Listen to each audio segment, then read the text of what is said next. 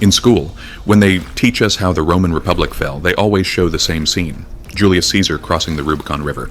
They tell us it was a tragic conflict between democratic ideals and tyranny. They teach us that it was Caesar's ambition or Pompey's jealousy that set the world on fire. But this is history written for children. It is merely the foam on the surface of deep waters. If you want to understand why the Roman Republic actually died, and how the foundations of the modern world were truly laid, stop looking at Caesar's sword or Pompey's legions. They were just actors on a stage. You must look at the vault that paid the actors' salaries. What destroyed Rome was not a coup. It was not a military genius. What destroyed Rome was real estate speculation, compound interest, and the most ruthless, greedy, and intelligent financial manipulator history has ever seen: Marcus Licinius Crassus. Most people know him only as the man who crushed the Spartacus rebellion, or as Caesar's rich friend, but that is like recognizing a puppet master only by his shadow. Crassus was history's first oligarch.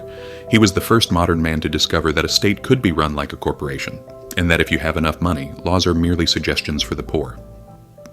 This is not the story of an ancient war. This is the story of a leveraged buyout. It is the story of how Rome's deeds changed hands, how democracy turned into an auction, and how money turned into metal and eventually drowned its owner. To start this tragedy, we must look past the marble statues of the Roman Forum and focus on a much simpler, much dirtier object: a bucket of water. In the 1st century BC, Rome was the world's largest metropolis, but it was also a tinderbox. The city was packed with wooden, unstable apartment blocks crowded together. Fire was Rome's greatest fear. A single spark could wipe an entire neighborhood off the map, and the Roman state had no fire department. This is where Marcus Licinius Crassus built his empire. But he did not start a public service to save lives. He invented disaster capitalism. Crassus formed a private fire brigade of 500 men, architects and masons, all his own slaves. When a fire broke out in Rome, Crassus's men would rush to the scene, but not with water buckets in their hands, with property deeds. The owner of the burning building would wait in desperation as the flames consumed his home. Crassus would calmly approach the man and make an offer.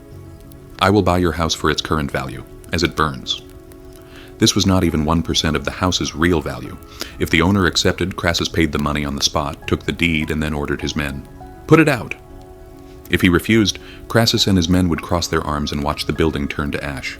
They would make the same offer not just for the burning building, but for the neighboring properties, threatened by the spreading fire.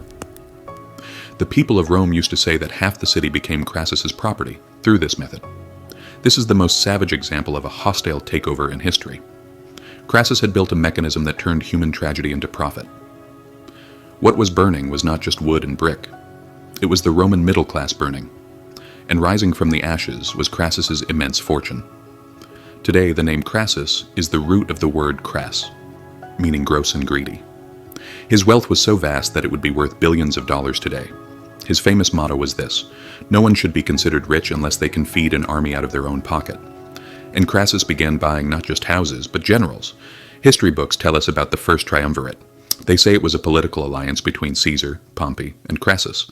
This is also a lie. The Triumvirate was not a political party. It was a holding company. It was a cartel. To understand the architecture of this structure, you have to look at what each partner brought to the table. Pompey was the brand. Rome's greatest general, the conqueror of the East, the darling of the public. He was the company's PR face. Caesar was the young, ambitious, political genius.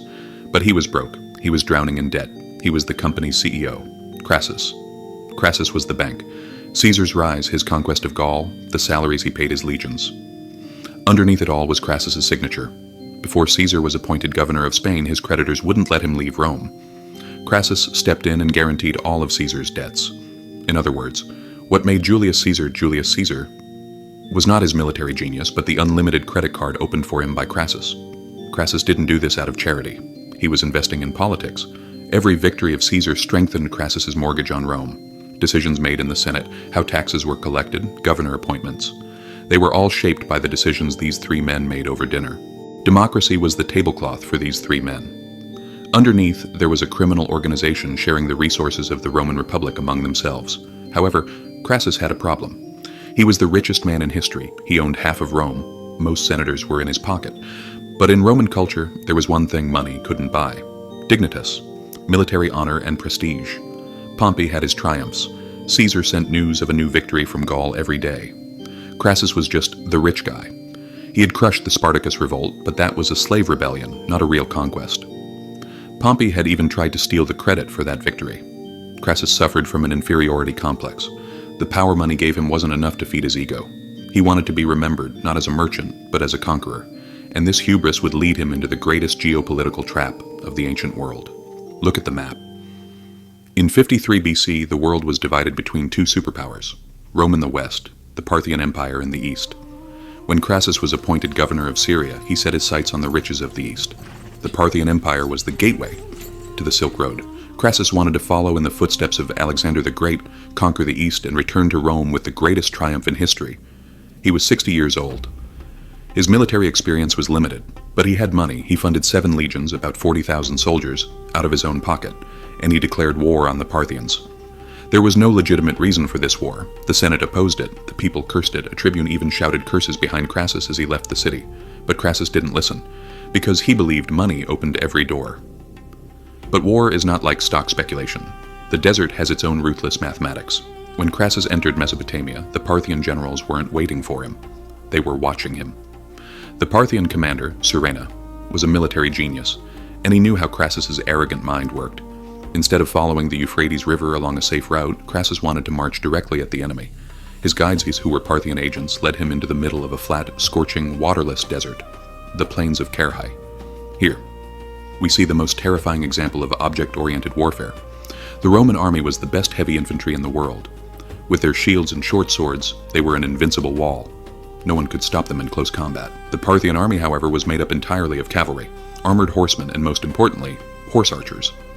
Crassus formed his legions into a square. His plan was simple. They will run out of arrows. When the arrows run out, we will attack. This was a logical accounting calculation. An archer has a limited number of arrows in his quiver, but Surena had turned logistics into a weapon. On the horizon, thousands of camels appeared. These camels weren't fighting. They were just carrying cargo. Do you know what their cargo was? Arrows. Millions of arrows. Crassus's calculation of stocks running out had collapsed. Parthian horsemen approached, rained down arrows, retreated when the Romans tried to engage, continuing to fire as they fled. Then they went to the camels, refilled their quivers, and came back. This wasn't a battle. It was an execution, an industrial slaughter. Rome's famous shields couldn't stop the armor-piercing arrows fired from Parthian composite bows. Under the sun, standing where they were, unable to swing a sword at any enemy, the soldiers slowly melted away. Crassus's son, Publius, attempted a breakout with his cavalry. The Parthians lured him into a trap with a feigned retreat, slaughtered him, and brought his head back on a spear, close enough for his father to see. The richest man in history realized right there in the middle of the desert that all his gold, all his deeds, all his political influence wasn't worth a single drop of water. Money could not beat physics. Gold could not stop steel. The end of the war came with the greatest irony of Crassus's life. His army was destroyed. When he went to meet Surena for a truce, he was killed in a scuffle. According to legend, a legend that tells a truth stronger than historical fact, the Parthians brought Crassus's severed head to King Orodes. The king knew who this man was and what he worshipped. They melted gold in a crucible, and the king poured that boiling fluid, deadly yellow liquid down the throat of Crassus's lifeless head. And it is said he spoke these words, "You were never satisfied with gold in your life. Now drink and be satisfied, Crassus." This scene is not just the death of a man, it is the end of an era. When Crassus died, the three-legged table in Rome collapsed. The money tap and the balancing element connecting Caesar and Pompey were gone. Crassus's death lit the fuse of the Roman Civil War. The Republic fell and the empire was established in its place. If Crassus hadn't died in that desert that day, perhaps Caesar would never have crossed the Rubicon. Rome might have remained a republic. But Crassus's greed changed the course of history. Look around you today. Crassus's ghost still walks among us. Look at the billionaires financing politics. Look at the corporations privatizing public services and turning basic human needs into line items for profit. Look at the tech giants building their own private security armies, holding power over nation-states. They are the Crassuses of the modern age. We are told that democracy works by the vote, but Crassus's story whispers a darker, more cynical truth to us. Political power is a derivative of economic power. Rome had no fire department. Crassus privatized it and let it burn. In today's world, our data, our security, our health, even our wars are being privatized. Crassus's mistake was thinking money could buy everything. He thought he could view even military honor as a commodity. But he forgot one thing. The rules of the market do not apply on the battlefield. When you lose in the stock market, the state might bail you out, but in the desert, under enemy arrows, there is no central bank to save you. Marcus Licinius Crassus bought Rome, but Rome's grave became his grave too. This is History Insights. Subscribe, because empires don't collapse the way people expect. They collapse the way people ignore. And if you look closely, you can already smell the smoke.